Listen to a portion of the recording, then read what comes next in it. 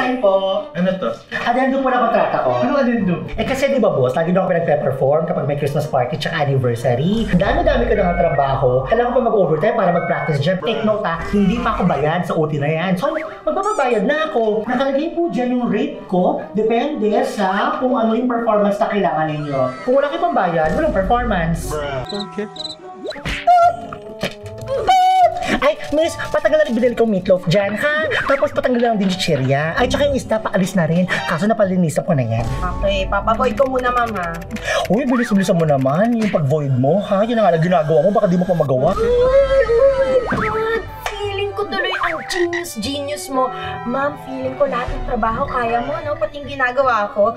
What if? Halika dito! Tuwang-tuwa ako sa'yo, magaling ka. Nakikita mo yan. Oh. Ikaw na ngayon magtatransact ng mga gagawin ng customers, ha? Ikaw na bahala dito. Pero warn lang kita kasi maraming mga attitude na customers dito na ang dami-daming binibili tapos pinapavoid din naman lahat kasi sila pagalit kapag di mo magawa agad. Akala mo naman ang laki ng sahod natin dito.